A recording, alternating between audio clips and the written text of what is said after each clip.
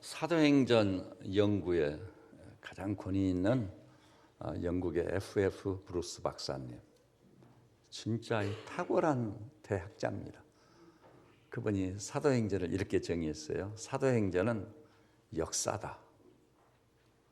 이 한마디에 사도행전에 대한 모든 것을 다 포함시켜 그렇게 표현했던 것입니다.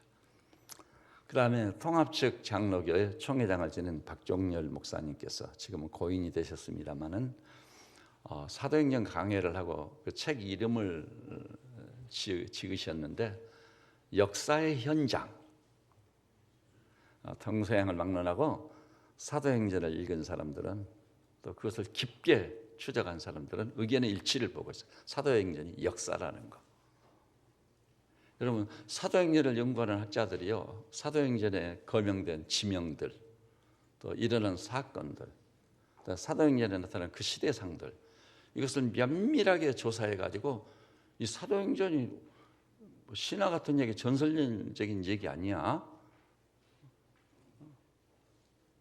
그 사도행전의 그 역사성, 사실성에 대해서 의심을 하기 위해서 끝까지로 이 사도행전을 조사한 거예요.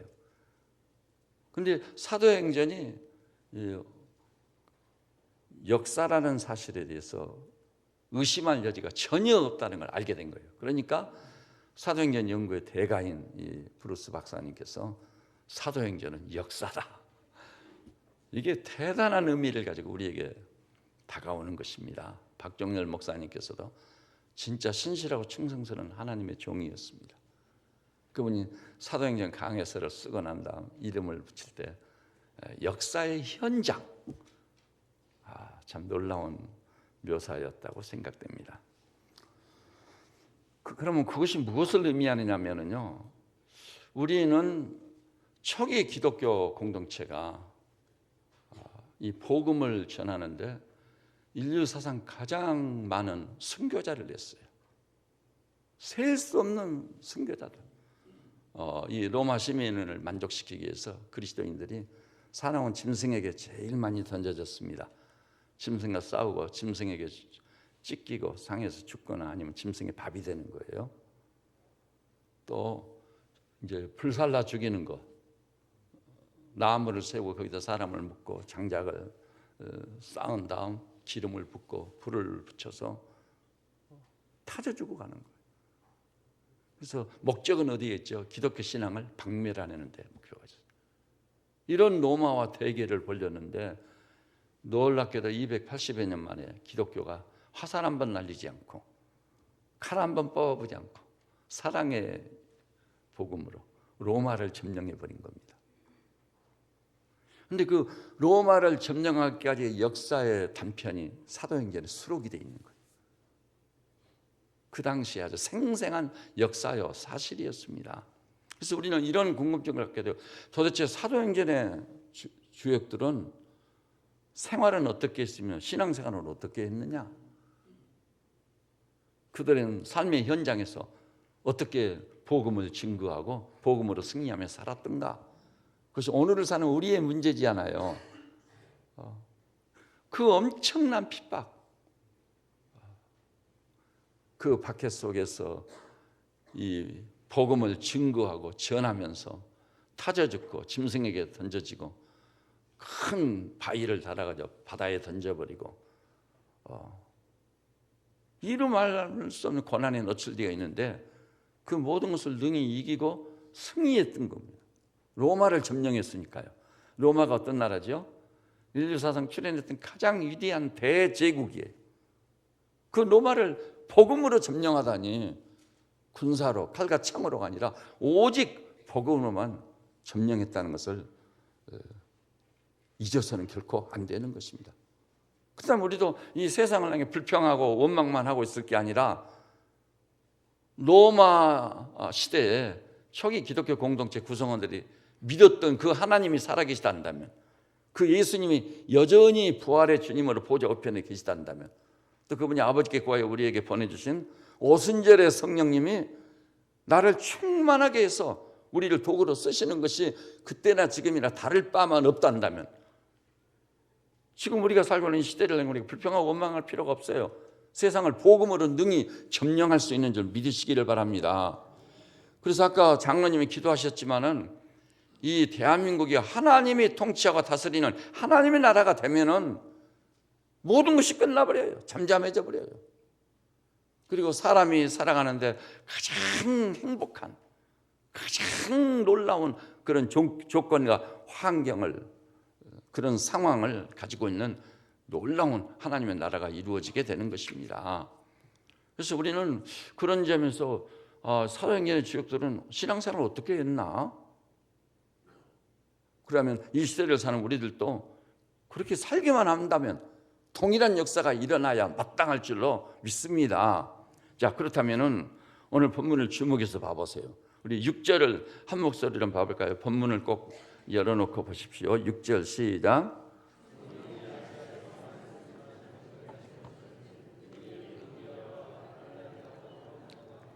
보십시오. 바울은요, 전도자입니다. 보통 전도자가 아니에요.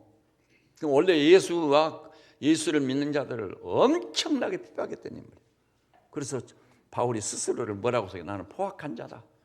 그리스도 교회를 심히 찬해했던 자다. 그런 점에서 나는 죄인 중에 괴수로다 탄식하는 사람이었어요. 그런 그가 원래 이름이 사울이잖아요. 사울. 근데 그런 그가 어떻게 해서 오늘날 우리가 알고 있는 바울이라는 이름으로 전제적 변화를 가져와 버렸죠? 또 믿는 자들을 체포해 오려고 허가장을 받아가지고 오늘의 다마스쿠스, 다메섹으로 가고 있다가 다메섹 도상에서 부활하신 주님이, 영광 중에 계신 주님이 바울을 찾아온 거예요. 그때 바울이 얼마나 큰 충격을 받아 정오에 행하치 강한 빛이 그를 내려쬐일 때 엎드러지면서 당신은 누구십니까?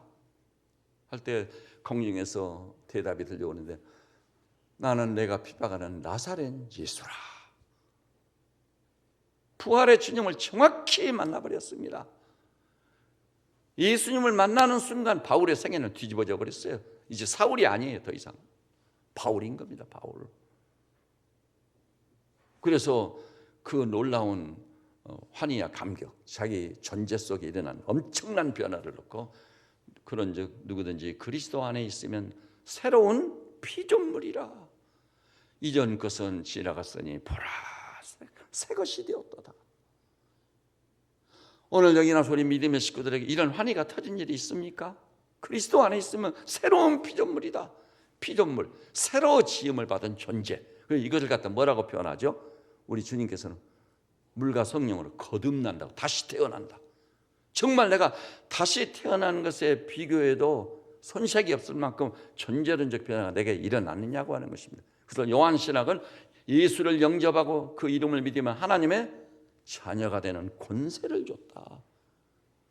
예외 없이 이런 이 엄청난 환희와 감격을 가지고 이 복음을 전하기 시작한 거예요. 그래서 280년 만에 로마를 정복해서 컨스탄틴 대제가 기독교를 공인할 무렵 됐을 때는 자기 아내도 크리스찬이고 사랑하는 딸도 제일 신뢰했던 신하도 자기 신변을 지켜주고 있던 시동 무관장도 모조리 그리스도인이 되어 있는 거예요.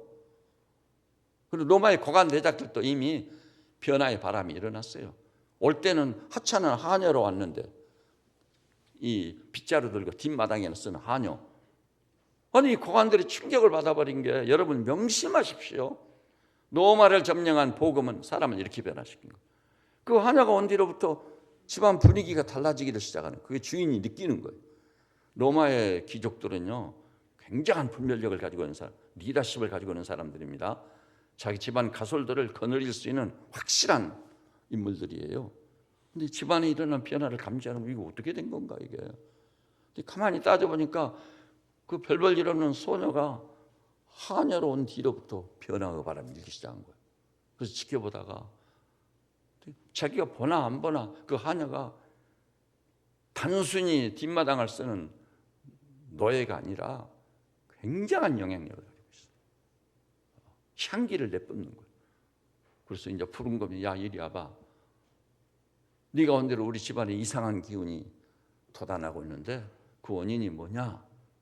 그러니까 답을 안 하는 거예요. 무슨 얘기를 해도 좋다. 한번 해봐라. 그랬더니 제가 믿는 예수님 때문입니다. 그 말이 나오자마자 이 기록이 야 다시는 그런 말은 입에 올리지 마라. 너하고 나하고만 한다. 왜냐하면 예수 이름을 부르는 자가 노예가 있고 그 집안에 변화가 일어나고 이것을 알고 또 주인도 그것에 대해서 지대한 관심을 표명했다면 주인도 죽는 수가 있는 거예요. 다 덮어버린 거예요. 그런데 시간이 흐를수록 주인이 생각할 때 이건 아니다. 이 대갓집 주인인 노마의 기적이 나보다도 더 행복한데 저 소녀의 삶의 비밀이 뭘까? 비결이 뭘까? 알고 싶지 않겠어요? 여러분이나 저나 이 땅에서 직장생활하고 돈 벌고 사는 궁극적 이유는 어디 있는 거죠? 행복하자고. 근데 자기는 노마의 기적인데도 그 소녀에게 있는 환희가 없어요. 감격이 없어요. 근데 그 애는 노예에 불과한데 너무 기쁨이 충만해요. 성경에 있는 대로 항상 기뻐하라. 범사에 감사하라. 그래서 마침내는 이 기적이 목숨 걸고 자기도 믿기로 결정을 내린 거예요. 노예로부터 복음을 받아가지고 믿는 자가 되는 거예요. 목숨을. 그래서 귀족들이요 사자밥이 많이 됐습니다. 그 다음에 그 용맹스러운 로마의 정복군들, 로마의 군인들이요 횃불에 많이 타져 죽어갔어요. 복음을 받아들이고 그걸 지키다가. 그런데 영원의 불길처럼 확산되고 번져는 이 복음이 280여 년 만에 로마를 점령한 놀라운 사실을 생각할 때 그 배후에서 역사하신 우리 주님을 찬양할 지어다. 놀라운 일입니다. 그런데 오늘 이 본문에 보십시오. 그러면 바울이 지금 부활의 주님을 만나버렸잖아요. 그리고 그가 만나본 부활의 주님은 어떤 분이에요? 우리하고 똑같은 육신을 가지고 있는 것 같은데 그게 아니에요. 그분이 나타났을 때 정오의 해같이 강한 빛이 내려졌습니다. 그래서 바울이 눈이 멀어버렸잖아요. 잠시 동안. 그리고요 예수님이라는 분은 어떤 분이셨어요? 죽지 않냐고 썩지 않냐고 새하지 않냐 영광의 부활체로 다시 살아나신 분이시잖아요. 그래서 그 영광 중에 계신 주님이 나타나신 거예요. 그러니까 사울이 뒤집어져서 바울이 돼버린 거예요. 그러니까 이런 주님을 만났으니까 당연히 바울은 십자가 외에는 나는 자랑할 것이 없노라. 또 뭐라고 그러죠? 그리스도께서 죽은 자 가운데 다시 살아 부활의 첫 열매가 되셨느니라. 그래서 사망을 향해 승리의 창가를 부르는데 사망아 너희 이기는 게 어디 있느냐? 우리 주 예수 그리스도로 말미암아 이 모든 일에 넉넉히 이기느니라. 승리의 창가를 부르는 거예요. 그러면 그 예수를 전하면 되지 않아요? 전하면 돼. 바울의 고백처럼 때를 얻든지 못 얻든지 복음을 전파하라. 전하고 다니면 될 일이요. 그런데 바울은요 복음을 깨닫고 부활의 주님을 만난 그 환희와 감격 때문에 막 강권을 떠다 밀려가지고 복음만 전하고 다니는 사람이었던가요? 그것이 아니고 보다 중요한 게 오늘 본문에 있는데 바울이 이렇게 엄청난 환희와 감격을 가지고 부활의 주님을 만난 그런 감격을 가지고 이 부활의 복음을 전하려고 하는데 성령이 아시아에서 말씀을 전하지 못하게 하거늘. 성령님이 말씀 전하는 것을 가로막고 있단 말이에요. 전하지 못하게 허용을 하지 않는 거예요. 2절에도 7절에도 무시아 앞에 이르러 비두니아로 가고자 했을 때 예수의 영이 허락하지 않은지라. 참으로 이상하고 놀라운 일인 거예요. 부활의 주님을 만났으니까 바울의 심령에 불이 붙었거든요. 이 부활의 복음을 전하고자 하냐면 고린도전서 15장에서 말씀했죠. 부활이 없으면 이 세상에서 우리가 가장 불쌍한 자리라. 다 불쌍한 자야. 죽으면 그만이란다면 우리 인간같이 허무한 존재가 어디 있어요? 진짜 허무한 존재입니다. 그런데 예수님이 죽은 자 가운데 다시 살아나서 부활의 첫 열매 되어주신 것입니다. 이 얼마나 놀라운 감격스러운 일이에요. 그럼 그 부활의 복음을 지금 막 떠다 밀려가지고 너무나 큰 감격을 맛봐가지고 이 새로운 피조물이 돼서 막 전파하러 다니는 거예요. 그러면 주님이 기뻐하실 것 같은데 물론 기뻐하세요. 그런데 성령이 아시아에서 말씀을 전하지 못하게 막으시는 거예요. 7절에 보니까 예수의 영이 허락하지 않고 그것도요 무시 앞에 이르러 비두니아로 가고자 애쓰되. 비두니아에서 뭐 하자고 하는 거예요? 부활의 복음을 전하려고요. 전하려고 하는데도 성령이 그리스도의 영이 허락하지 않은지라. 왜 이 말씀을 우리가 주시해서 보고자 하냐면 이건요 사도행전의 주역들은 당대의 로마를 점령했는데 복음으로 그때 궁극적으로 그들은요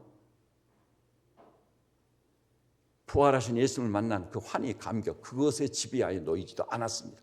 물론 그것도 일리가 있어요. 그러나 더 나아가서 궁극적으로 그들을 지배하는 원리가 있어요. 그게 뭐죠? 성령님이십니다. 성령님.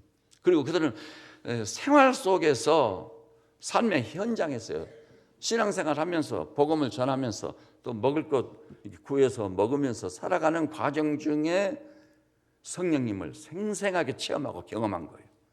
여기에 지금 관건이 있는 것입니다. 우리 시대의 그리스도인들은요, 성령님을 이렇게 삶의 현장에서 생생하게 체험하고 경험하고 살고 있느냐 이 말이죠.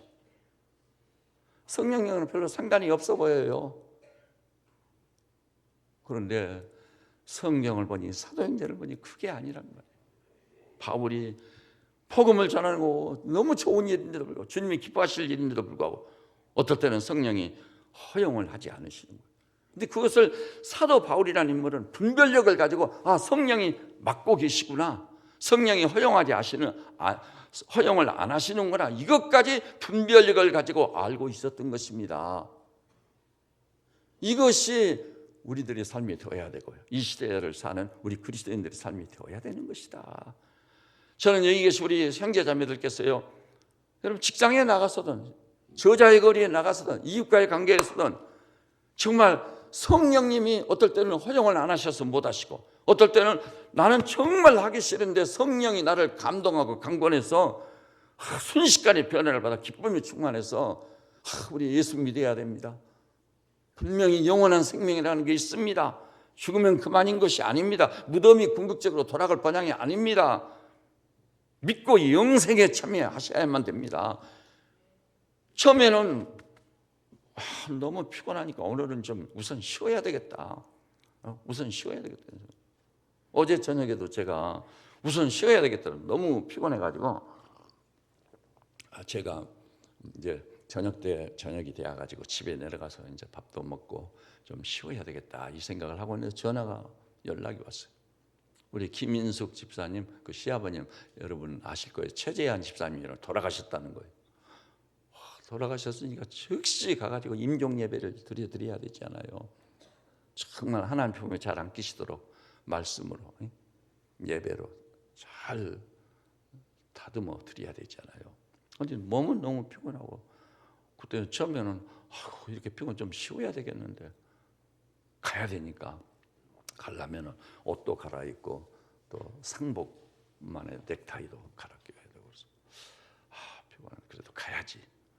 그래서 순식간에 제가 사랑하는 우리 성도였던 분이 89세로 부름을 입었는데 현장에 가서 내가 임종 예배를 통해 가족들에게 복음을 진짜 전하고, 그다음에 가족들이 이런 기회를 통해 복음을 듣고 깨닫고 부름 받으신 최리한 집사님과 똑같은 그런 믿음을 가지고 영생의 소망을 갖도록 해야지. 주님 힘을 주십시오. 그 순간 바로 피곤은 사라져버리고 새 힘을 얻었어요. 그래서 그냥 몇 번 연락해가지고 재생병원으로 갔습니다. 가가지고 제가 거기서 뭘 하겠습니까? 주님께 구했던 것처럼. 근데 성령께서요, 이 마음을 감동하시고 또 이 피곤한 것을 딱 사라지게 하시고 그 복음을 힘있고 담대하게 전할 수 있게 해주시더라고요. 그래서 그 가족들 중요한 분들 다 모인 자리에서 제가 복음을 확실하게 전했습니다. 그 말씀 있잖아요. 믿는 자는 영생을 얻었고 심판에 이르지 아니하느니 사망에서 생명으로 옮겼느니라. 예수 그리스도의 음성을 들을 때가 오나니 곧 이때라. 듣는 자는 살아나리라. 그래서 복음을 명백히 전했습니다. 그래서 얼마나 후련하고 통쾌하고 감사한지 몰랐어요. 그런데 이렇게 복음을 전하고 신앙생활하면서 삶의 현장을 지나면서요, 성령님의 음성을 듣고 성령님의 하시는 일을 분별력을 가지고 알고, 이거 성령이 맡고 계시네, 이게 아니네. 그러면 그때 바울은 어떻게 해요? 9절 보니까 9절에 밤에 환상이 바울에게 보이니 마게도냐 사람 하나가 서서 그에게 청하여 이르되 마게도냐로 건너와서 우리를 도우라. 지금 바울이 있는 것은 어디예요? 소아세아 지방입니다. 근데 바울이요, 유럽에는 가본 일이 없어. 근데 난데없이 마게도냐 사람, 마게도냐는 여러분 아시죠? 그리스 북부입니다. 유명한 알렉산더 대왕의 고향이죠. 유럽이거든요. 유럽 사람이 환상 중에 손짓을 하면서 와서 우리를 도우라고. 그런데 바울은 그때 어떻게 했어요? 10절 보니 바울이 그 환상을 보았을 때 우리가 곧 마게도냐로 떠나기를 힘쓰니 이는 하나님이 저 사람들에게 복음을 전하라고 우리를 부르신 줄로 인정, 분별했다 이 말. 그런데 여기서 중요한 건요, 밤의 환상이 바울에게 보이니 밤에요. 이 밤이요, 바울이 잠이 안 와가지고 이리 뒤척 저리 뒤척 하다가 환상을 받겠습니까? 아닙니다. 밤이란 시간, 바울은요 굉장히 중요한 시간이었어요. 그 뒤에 문맥에 보면 나오기를 시작하거든요.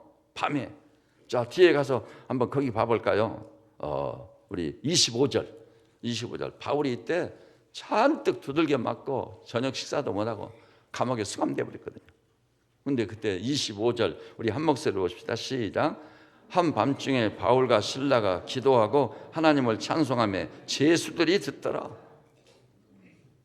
바울에게 있어서 밤이라는 시간은 잠이 안 와가지고 이리 뒤척 저리 뒤척 이런 시간이 아니에요. 기도의 시간인 것입니다. 이렇게 두들겨 맞고 감옥에 수감된, 그리고 발에는 쇠고랑에 채인 상태에서도 바울과 실라가 일어나서 기도하고 하나님을 찬송했다. 기도의 밤이었던 것입니다. 그러니까 하나님께서 환상을 보여주신 거예요. 환상. 그리고 환상 속에서 마게도냐 사람이 와서 우리를 도와달라고 손짓하는 것을 보자. 바울은 그 다음에요, 이 환상을 보는 순간 어땠어요? 10절에 보니 우리가 곧 마게도냐로 떠나기를 힘쓰니, 곧입니다. 즉시 순종하고 이런 걸 볼 수 있어요. 오늘 여기 나오신 세비치 양무리들이시여, 하나님은 순종하실 때 우리를 쓰십니다. 잊지 마십시오. 마가복음에서 제일 많이 사용된 용어가 곧, 즉시 순종할 때 하나님의 개입하고 역사하시는 거예요. 어떤 사람은 나 교회를 20년 30년 다녔는데 왜 내게는 하나님의 역사가 없느냐고. 그분은 잘 몰라서 그러는 거예요. 하나님께 순종하지 않으니까. 순종이 제사보다 낫다고 했거든요. 주의 말씀이 선포되면 아멘 할렐루야 하고 바로 순종하면 하나님의 배후에서 역사해서 순종하는 그 믿음대로 될 줄로 믿습니다. 이것이 가장 중요한 관건이에요. 여기 바울이 환상을 보자마자 곧 마게도냐로 떠나기를 힘을 썼다. 저는 이런 성도들이 되시기를 우리 주님의 이름으로 축원합니다. 그러면 성령님에 대한 분별력이 생기고요, 성령의 인도가 분명하고, 답이 없고 길이 안 보였는데 주의 대로가 뚫린 것이 다 보이는, 환상처럼 보이는, 비전으로 보이는 거예요. 그래서 바울의 마게도냐로 가서 복음을 전하는 거예요. 마게도냐. 그런데요, 지나놓고 보니까 바울이 오라요, 하나님이 오르세요? 바울이 만일 그 드로아 지방 이 지역에서 복음 전하고 그만뒀다면은 복음은 아세아 지방을 넘어가지 못했을 거예요. 근데 하나님께서 허용을 안 하고 환상을 통해 마게도냐로 인도해서 가서 보니까 마게도냐 지방 첫 성이 어떤 성이라고? 빌립보 성입니다. 지금 우리는 성지순례를 가면 빌립보의 도시를 다 볼 수 있어요. 빌립보에 갔습니다. 가가지고 빌립보에서 바울이 처음에 하나님의 빌립보로 가라고 했으니까 빌립보 가면은 나를 마중하고 환영할 사람이 나오려나 기대했을지도 몰라. 근데 환영한 사람 아무도 없어. 바울 사도님 잘 오셨습니다. 어서 오십시오. 우리가 그렇게 기다렸는데요. 그런 사람이 있을 것으로 예상할 수 있는데 아무도 없어요. 그리고 여러 날 동안 빌립보에 있으면서 인도를 받는데 너무 놀라운 것은 13절에 또 나와요. 안식일에 우리가 기도할 것이 있을까요? 문 밖 강가에 나가. 바울은요, 기도입니다. 기도. 길이 막혔을 때도 밤에 기도, 성령이 허용하지 않을 때도 밤에 기도, 밤쯤 되어 일어나 기도하고 하나님을 찬양할 때 옥토가 흔들리고 옥문이 열리고 쇠고랑이 풀리는 기적의 역사가 일어나는데 여기서도 기도를 하는 거예요. 관심의 표적이 기도입니다. 그럴 때 강가에 나가보니까 거기 여인들이 모여서 빨래를 하고 있는 거예요. 빨래터였던가. 거기서 두아디라시에서 자주색 옷감 장사를 하는 비단 장수 루디아를 만난 겁니다. 그래서 빌립보에서 최초의 교회가 세워지는데 루디아의 집이 주님의 교회인 겁니다. 교회. 이 얼마나 놀라운지 하나님이 다 예비돼서, 그래서 마게도냐 지방에 교회가 세워져서 복음의 유럽 시대가 열린 것을 아시고 그렇게 구상하시고 설계하시고 바울을 그렇게 인도하시는 우리 주님을 찬양할 지어다. 여러분, 그러니까 요지는 뭐냐? 여러분과 제가 어떻게 하면은 생활 속에서, 삶의 현장에서 성령님과 동행하며 살 건가? 그래서 고린도전서 3장 16절에 너희 몸이 하나님의 성전인 것과 성령이 너희 안에 거하는 줄 알지 못하느냐? 여러분, 내주하시는 성령님을 느끼며 사시기를 바랍니다. 또 술 취하지 말라, 이는 방탕한 것이니 오직 성령의 충만함을 받으라. 성령의 충만, 이게 있는데, 있는 것을 듣기만 했지 알고는 있는데, 교리적으로 긍정은 하는데 실질적으로 성령 체험은 못하고 있는 거예요. 여러분, 성령님에 대해서 성경이 말하는 바는 이미 구약에 예고를 해놨어요. 따라서 해볼까요? 스가랴 4장 6절, 힘으로도 아니 되고 능으로도 아니 되고 오직 주의 신으로 되느니라. 분명히 말했어요. 우리 인간사라는 게, 여러분 살아보시지요. 자기 마음과 뜻대로 되면 얼마나 좋겠어요. 안 돼요. 힘으로도 아니 되고 능으로도 안 됩니다. 나란 존재 하나 절제를 못 시켜요. 오직 주의 성령으로 될 줄로 믿습니다. 이걸 예고편으로 말씀을 했어. 그래가지고 저 세례자 요한이 출연해가지고 누가복음 3장 보니까 뭐라고 그랬죠? 나는 물로 세례를 베풀지만, 물세례, 내가 주는 건 물세례에 불과하다. 그러나 내 뒤에 오시는 분은 성령과 불로 세례를 주실 분이다. 여러분, 성령 세례를 말하는 거예요. 그 다음에 불로 세례를 준다는 말은, 성령 세례는 이 현상학적으로는 불세례이다. 불, 화려한 이글이글 타오르는 불 있죠. 성경의 불세례예요. 불세례. 오늘날 성령론을 놓고 그런 견해나 관점을 가진 분들이 점점 확산되고 있어요. 성령의 세례는 불세례다. 그래서 성령 세례라고도 하고 불세례라고도 합니다. 이 성령 세례나 불세례가 내게 임하면은, 내가 그런 사람이 아니었는데 내가 왜 이러지? 놀라운 변화. 사울이 변해 바울이 된 것처럼 성령의 불을 받은 하나님의 사람들은 불붙는 심령을 가지고 이 땅을 살게 될 줄로 믿으시기를 바랍니다. 여러분, 같은 학업을 닦고 혹은 산업을 경영하고 일으킬지라도요, 불붙는 심령으로 하는 사람과 맹숭해서 자기 머리를 굴려가지고 하는 사람, 하늘과 땅 차이예요. 저는 여기 모이신 우리 형제자매들께서 반드시 성령의 불세례를 받아 불타는 심령을 가지고, 불타는 사명감을 가지고, 이것도 하고 저것도 하고, 우리 대한민국도 내가 이 복음을 전해가지고 마침내는 대한민국이 아니라 하나님의 나라가 임하는 놀라운 역사의 주역이 되어야 되겠다. 주님, 나를 그렇게 써주십시오. 불붙는 심령으로 자리를 박차고 일어나는 우리 성도들 되시기를 주님의 이름으로 축원합니다. 그러면요, 과거에 내가 상상도 못했던 일이 나를 통해 일어나는 거예요.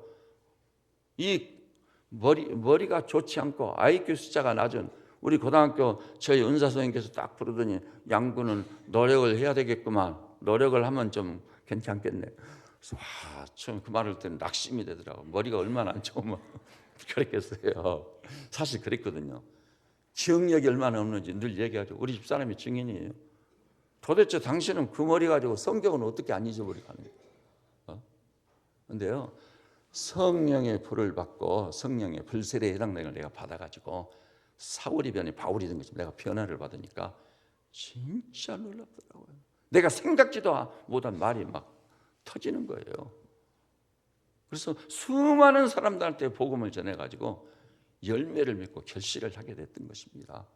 제가 뭐 배움이 있어요? 뭐가 있어요? 그런데도 불구하고 성령께 지금도 오늘 이 강단에서 제가 말씀을 선포해야 되는데, 주님이 말씀을 주셔야 됩니다. 제가 이 강단에 올라와서도 계속 그렇게 기도했어요. 주님, 말씀을 주시다면 제가 무슨 얘기를 하겠습니까? 말씀을 받아 말하는 자 되게 해 주십시오. 그래서 이 말씀을 전하고 있는 것입니다. 그래서요, 너무 이 성령의 불을 받으면은, 그래서 사도행전 1장의 주제는 뭐죠? 마가의 다락방에 모여가지고 자리를 같이 하고 마음을 같이 전심으로 기도하는 거예요. 그 사도행전 1장의 주제입니다. 예수님도 말씀했어요. 예루살렘을 떠나지 말고 아버지의 약속한 것을 기다려라. 그게 뭐냐? 나는 세례요한은 물로 세례를 베풀었으나 너희는 몇 날이 못되어 성령으로 세례를 받으리라. 성령 세례를 확실히 말씀했어요. 그래서 예루살렘을 떠나지 않고 마가의 다락방에 모여서 전혀 기도에 힘쓰고 있는데 바울이 기도하더라 밤중쯤 되어 일어나 기도. 그런 것처럼 기도의 불을 떼고 있을 때 사도행전 2장의 주제가 뭐죠? 오순절 성령입니다. 성령이 쏟아부어져 버린 거예요. 성령이 쏟아부어져 그렇게 비겁했던 제자들이 확 뒤집어져. 요한복음 7장 37절에 있듯이 목마르거든 내게로 와서 마시라. 그리하면 네 배에서 생수의 강이 흘러나리라. 제자들이 생수의 강이 흘러내린 거예요. 가다가 성전 미문에서 동전 몇 편 구걸하는 거지를 만났을 때 뭐라고 그러죠? 우리가 네게 줄 돈은 없지만 은과 금은 없지만 나사렛 예수 이름으로 명하노니 일어나 걸으라 할 때 그가 벌떡 일어나가 발과 발목에 힘을 얻어 뛰기도 하고 걷기도 하며 하나님을 찬양하며 달려가 버린 거 믿으시기를 바랍니다. 이게 사도행전의 역사. 그래서 사실 그건 성령의 역사인 거예요. 그래서 280여 년 만에 로마를 점령해 버린 거예요. 자, 우리가 총력 전도를 하려고 하는데 따라서 뭐가 있어야 되겠죠? 본문을 딱 보니까 우선 13절에 안식일에 우리가 기도할 것을 찾다가 루디아들을 만나 마게도니아 첫성 빌립보에 교회가 세워진 거 믿으시기를 바랍니다. 기도할 것을 찾다가 16절에도 보니까 우리가 기도하는 곳에 가다가 점치는 귀신들인 여종을 만나버리고 이 대사건이에요. 이건 여러분 집에 가서 읽어보세요. 대사건입니다. 역사입니다. 실제로 있었던 이 사실입니다. 근데 귀신 들진 이 여종이요 바울을 알아보고는 며칠 동안 따라다니면서 17절에 보니까 우리를 따라와 소리질러 이르되 이 사람들은 지극히 높은 하나님의 종으로서 구원의 길을 너희에게 전하는 자라 하고 막 혼자 독백을 하고 다니는 거예요. 며칠을 그런 거예요. 그래서 18절에 이와 같이 여러 날을 하는지라 바울이 심히 괴로워하여 돌이켜 그 귀신에게 이르되 예수 그리스도의 이름으로 네게 명하노니 그에게서 나오라. 아니 귀신이 즉시 쫓겨나가버렸어요. 그러니까 이제 귀신이 나가보니까 이 여종이 점을 칠 수 있어요, 없어요? 없어요. 귀신의 힘을 빌릴 수 있는데 그러니까 그 여종을 종으로 소유하고 있던 주인들이 큰일 났어요. 수입이 끊어져 버린 거예요. 그래가지고 19절에 여종의 주인들은 자기 수익의 소망이 끊어진 걸 보고 바울과 실라를 붙잡아 장터로 관리들에게 끌어간 거예요. 그래 막 고발을 하고 고소를 해서 바울을 막 옷을 벗기고 치고 해가지고 감옥에 수감합니다. 그런데 밤중쯤 되어 일어나 바울과 신라가 기도하고 하나님을 찬송할 때 26절에 갑자기 큰 지진이 일어나서 옥토가 움직이고 문이 곧 다 열리며 모든 사람의 메인 것이 쇠고랑이 다 풀려버린 거예요. 이것을 보고 간수가 감옥을 지키는 간수가 죄수들이 이제 다 도망갔겠구나. 그러면 간수도 죽는 거지요. 그래서 칼을 빼어 자결을 하려고 하니까 바울이 말하기를 네 몸에 상하게 하지 말라. 우리가 다 도망가자고 여기 있노라. 충격을 먹고 불을 가지고 들어가 보니까 바울 일행이 그대로 있거든요. 그러니까 그에게 엎드려져서 선생들아 내가 어떻게 하면 구원을 얻겠느냐 했더니 주 예수를 믿어라. 그리하면 너와 내 집이 구원을 얻어. 그래서 그 즉시 데리고 나가서 온 집에 예수를 믿고 세례를 받은 줄 믿으시기를 바랍니다. 이렇게 큰 구원의 역사가 왜 일어났는가? 첫째는 기도인 겁니다. 여기 계신 우리 믿음의 식구들께서 오늘 본문을 염두에 두시고 사도행전을 염두에 두시고 여러분 자신의 사도행전을 쓸 수 있는 성령의 사람들 되시기를 바랍니다. 우리 세빛전원교도요 성령의 사람들이 모인 것이 되어야 돼요. 우와, 이건 하나님이 하신 일이다. 엄청난 부흥의 역사다. 사람이 흉내낼 수 없는 기적이다. 그런 간증과 고백들이 쏟아질 줄 믿습니다. 그러기 위해서 우리가요 기도에 불을 떼는 거예요. 사도행전 1장에 있는 것처럼 자리를 갖추고 마음을 같이하여 전심으로 성령을 기다리고 대망하며 사모하는 겁니다.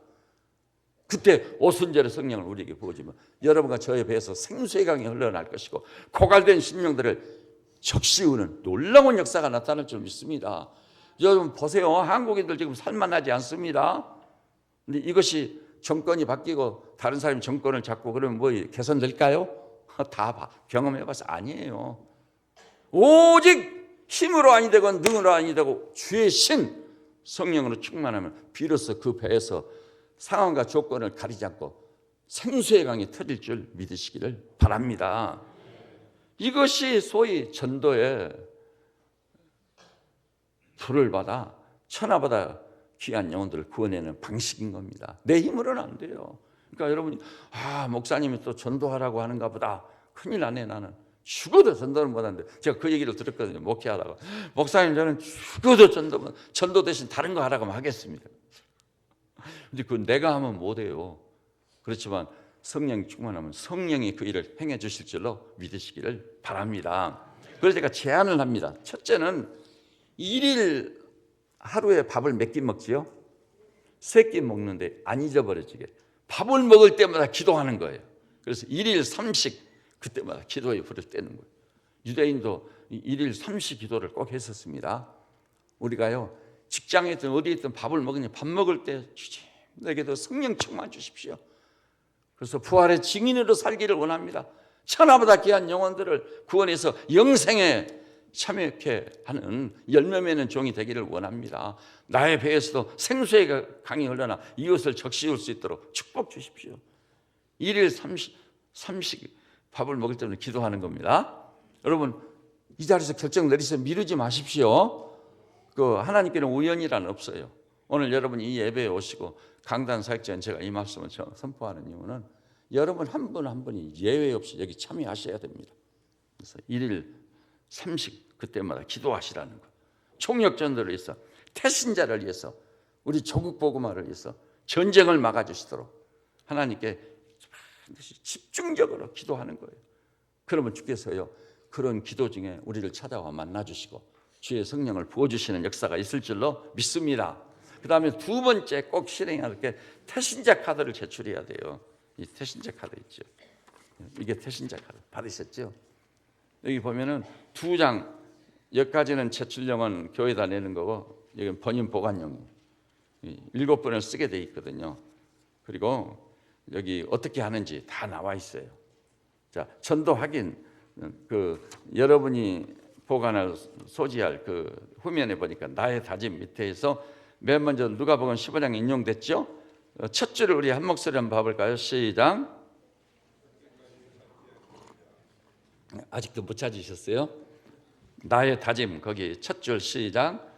찾기까지 찾지 않게는 찾을 때까지 포기하지 않고 물러서지 않고 찾으려고 하면은 마침내 그 영혼을 하나님께서 우리에게 붙여주실 줄로 믿습니다.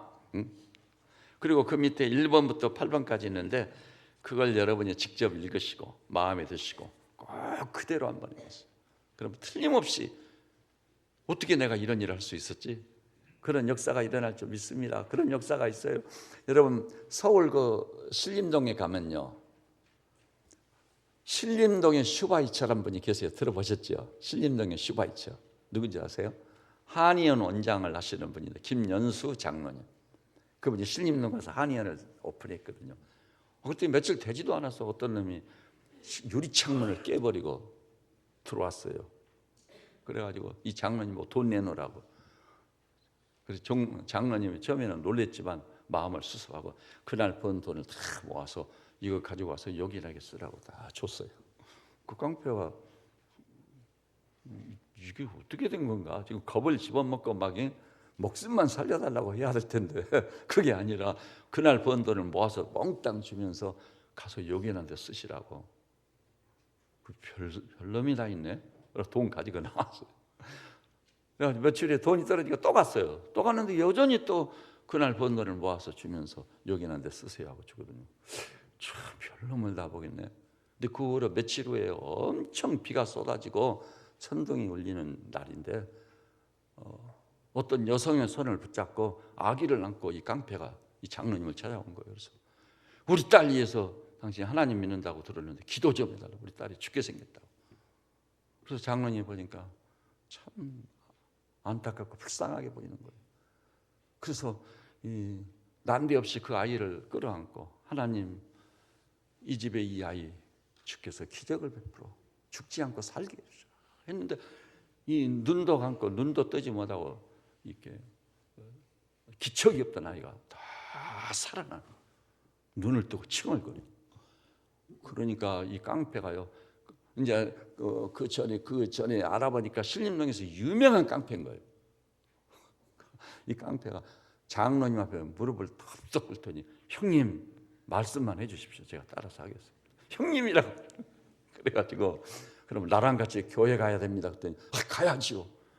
아주 교회를 나오기 시작해가지고 변화를 받아 새 사람이 돼가지고 은혜를 얼마나 받았는지 이 사람이 깡패 생활 청산하고 신학교까지 해서 목사님이 된 것을 아시기를 바랍니다. 이 기적의 역사가 사람으로 말미암아 일어난 게 아니라 성령으로 말미암아 일어날 줄을 믿습니다. 문제는 우리가 믿지 않고 성령님을 기다리고 대망하고 사모하지 않고 성령님을 생활 현장에서 체험도 못하고 머리로만 알고 있는 거예요. 아무 일도 일어나지 않아요. 그런데 요새는 삼시세끼 밥을 먹으면서 기도를 시작하고 성령의 충만을 받아 성령의 인도를 받아 살기를 시작하면 오늘 본문에 바울 같은 주인공이 될 줄로 믿으시기를 바랍니다. 그래서 아무 염려하지 마세요. 따라서 합시다. 믿고 구한 것은 받은 줄로 알라. 정말 그렇습니다. 제가 어제 오늘도 누구에게 그랬어요. 야, 믿음은 바라는 것들의 실상이라고 했는데 왜 이렇게 됐으면 좋겠다고 해놓고 걱정을 태산같이 하고 있느냐. 세상 근심 걱정 혼자 다 짊어진 양. 그렇게 믿음이 없으니 하나님이 어떻게 역사하겠느냐. 이 믿음은 바라는 것들의 실상이라고 하지 않았느냐. 보지 못하는 것들의 증거라고 하지 않았느냐. 그렇게 제가 꾸짖고 책망을 내요. 단단히 했습니다. 그러니까 뭐 이로의 말을 들으려고 나한테 연락했다가 된통 당한 거죠. 그랬더니 목사님 알겠습니다. 그러더라고요. 이해를 좀 한 거예요. 아, 내가 믿음이 없는 연고구나.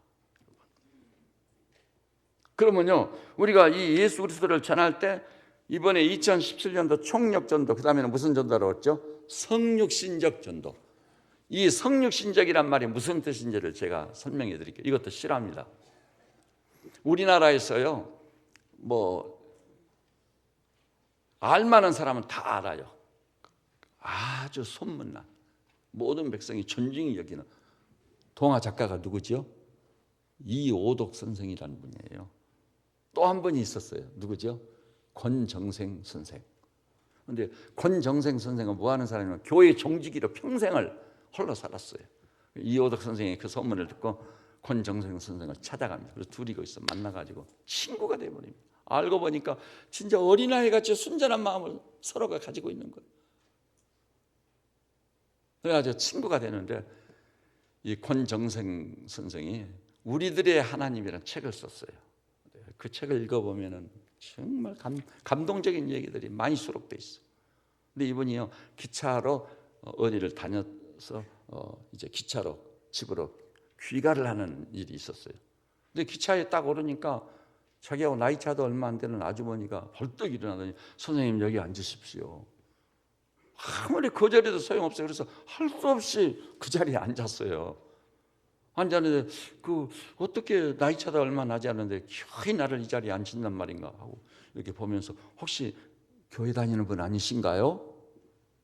그랬더니 그 아주머니 어떻게 하셨어요 선생님? 그런 거예요. 자기 얘기를 하는데 그분은 의성에는 어느 교회 집사님이에요. 여집사님. 자기가 그럼 언제부터 이렇게 하게 됐는지 지나간 얘기를 풀어놓는데요. 하루는 자기 집에서 일이 많아서 분주하게 막 하고 있는데 거지가 찾아왔대요. 쌀 좀 달라고. 할 일은 많고 바쁘기는 하고 정신이 없고 신경질도 나고 그래서 지금 시간도 없고 바쁘니까 가라고 그냥 쫓아버렸대요. 그래놓고 보니까 그래도 교회 다니는 사람은 이래서는 안 되는데 하고 딱 보니까 뒷모습을 봤는데 뒷모습이 틀림없이 우리 예수님이더래요. 그래가지고는 깜짝 놀래가지고 막 바가지에다가 쌀을 퍼가지고 예수님을 막 쫓아갔대요. 예수님 하고 그랬더니 골목에서 사라져버린 거예요. 그래서 쌀을 들고 온 마을을 찾아냈어요. 예수님. 그런데 이 마을에 흔적이 없어요. 참으로 이상한 일이다. 그래가지고 집으로 돌아가가지고 안방에 퍽썩 주저앉아가지고 땅을 치고 통곡하며 울었대요. 주님이 나를 찾아오셨는데 내가 알아보지 못했습니다. 어찌합니까? 그래서 거기서 주님과 관계에서 결단을 내려요. 내가 평생 만나는 사람을 예수님 모시고 예수님 영접하도록 하겠습니다. 그래서 신조로 삼은 거예요. 그래서 만나는 사람 다 어린이든 어른이든 지체가 부자여든 어떻든 예수님을 모시든 이렇게 맞이하고 영접을 한 겁니다. 존중이 여기는 게 존중이라는 책을 제가 소개했죠. 그랬더니 자기를 통해 놀라운 역사들, 수많은 사람들이 예수를 믿겠다고 돌아오고 오늘 여기 나오신 성도님들이죠. 성육신적 전도란 바로 그겁니다. 우리 예수님이 하나님이신데 그걸 포기하시고 육체를 입으시고 십자가에 죽기까지 복종하는 엄청난 낮아짐. 그래서 섬기는 거예요. 성육신적 전도라고 하는 거예요. 그 아주머니 집사님께서 모든 사람을 예수님을 맞이하듯이 이러면은요, 나도 모르게 생활 속에서 열매를 맺기 시작할 줄로 믿습니다.